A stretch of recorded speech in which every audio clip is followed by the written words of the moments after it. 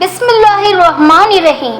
अस्सलाम वालेकुम मोअज़्ज़िज़ नाज़रीन, आज के वाक़ये का जिक्र इंतहाई फ़िक्र आमेज़ मौजूदा माशरे में रहन सहन दीन से दूरी पर है और इस फितने को किस प्लेटफॉर्म से फैलाया जा रहा है और जिसको इल्हाद का फितना यानी इल्यूमिनाती कहा जा सकता है। वीडियो की तफसील से पहले आपसे रिक्वेस्ट है, वीडियो एंड तक ज़रूर देखिएगा। इल्हाद का फितना यानी अल्लाह के वजूद से इनकार के है। ये फितना दौर यूनान से चला आ रहा है। जो मुल्हदीन अल्लाह को नहीं मानते, इनको आज के वक्त में इल्यूमिनाती के नाम से मशहूर है।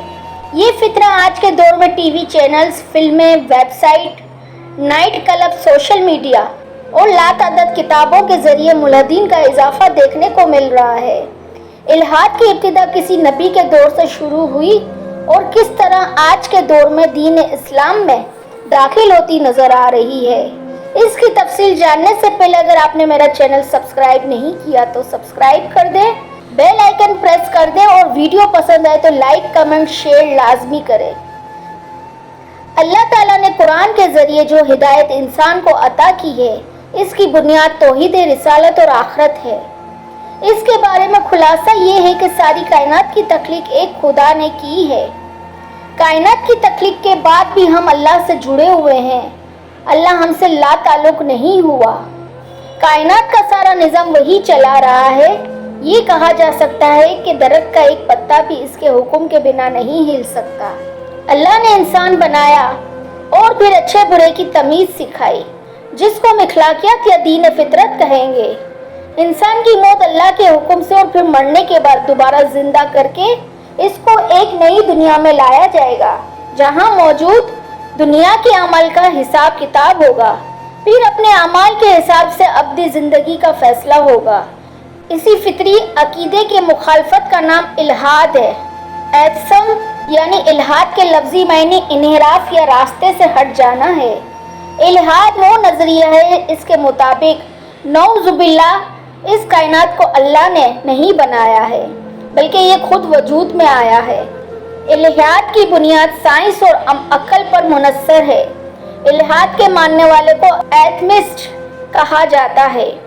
इल्हाद की तारीख बहुत दिलचस्प है। अगर इल्हाद की इब्तिदा का जिक्र किया जाए तो मशहूर मौरिख तबरेक के मुताबिक इल्हाद वो मज़हब है जिसके मानने वाले कदीम और हमेशा से होने के कायल है। तबरेक के मुताबिक मानी बिन हकीम फातिक शख्स ने इस मज़हब की बुनियाद रखी थी, जो हज़रत ईसा अलैहिस्सलाम के ज़माने से ताल्लुक़ रखता था। इस वक्त के लोग नऊज़ुबिल्लाह अल्लाह के वजूद से इनकार करते थे, लेकिन तारीख को देखा जाए तो इल्हाद दुनिया में कभी गालिब ना आ सका। हमेशा अंबियाए कराम के मानने वाले ही गालिब रहे या फिर शिर्क का गलबा रहा। इल्हाद की शुरुआत कदीम यूनान से हुई है। यूनान के शायर और फलसफी को पहला मुईद करार दिया जा सकता है। डायग्रोस ने यूनान के बैकलिस के मुजस्मे को तोड़ दिया था और फिर आग लगा दी। इसने लोगों को बताया कि मंदिर के जादूगर किस तरह लोगों को बेवकूफ़ बनाते हैं। इन पर ना कभी इल्हाम आता है, ना किसी खुदा से बात करते हैं। लिहाजा एथसिम के लोग फिलोसफर को जला वतन कर देते हैं। इसी तरह यूनान के कदीम फिलोसफर लेक्ट्रेस और डेमोक्रेट ने वाज़े तौर पर देवताओं के वजूद से इनकार कर दिया था और मादियत की जिंदगी को आगे बढ़ाया। कदीम ज़माने में बुद्धिज्म यानी बुद्ध मज़हब ऐसा मज़हब था जिसमें खुदा को नहीं माना जाता था। इल्हाद के फितने से आलम इस्लाम महफूज ना रह सका। मुस्लिम उम्मा में भी कई मोहिद्दीन पैदा हुए। दरअसल इस्लाम अरब के अलावा मिस्र और रूम के इलाकों में वहाँ कदीम फ़लसफ़ियों ने अरबी और फ़ारसी में तर्जुमा किया गया ताकि उलमा अपनी ज़बान में मुताला करें और इन तहजीबों के बारे में जानें। लेकिन कुछ मुफक्किरीन मुईद फ़लसफ़ियों इन किताबों से इस कदर मुतासिर होने लगे कि वो इल्हाद के शिकार हो गए।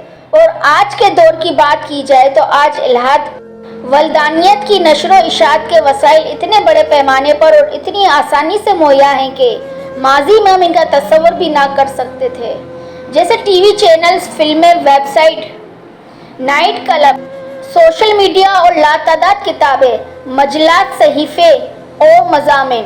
गुज़िश्ता चंद सालों में कुछ ऐसे मुल्हिदीन का इजाफा हुआ है जो सोशल मीडिया और टीवी चैनल्स में पूरी जुर्रत और बेखौफी के साथ अपने कुफर और इल्हाद का प्रचार करते नजर आ रहे हैं।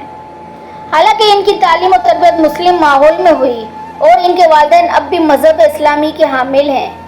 शायद शयातीन को इस तरह के दीनी माहौल से आने वाले नौजवान ज़्यादा भाते हैं, जिनको अपनी जाल में फांस कर इन्हिराफ हो इल्हाद की शायरा पर ला खड़ा करना इनका पसंदीदा मशगला होता है। ऐसे ना आगबत अंदेशों के बारे में अल्लाह ताला फरमाता है सूरह निसा, जो लोग ईमान लाए फिर काफिर हो गए, फिर ईमान लाए फिर काफिर हो गए, फिर कुफर में बढ़ते गए, इनको अल्लाह ना तो बख्शेगा और ना सीधा रास्ता दिखाएगा। शैतान की नापाक चाल, इसके हदफ को बड़ी खूबसूरती के साथ सही मुस्लिम की इस हदीस में बयान किया गया है, जिसे अयाज अल-मजाशई ने रिवायत किया है। बेशक मैंने अपने बंदों को राह हक पर पैदा किया, फिर शयातीन इनके पास आए और इन्हें इनके दीन से फेर दिया।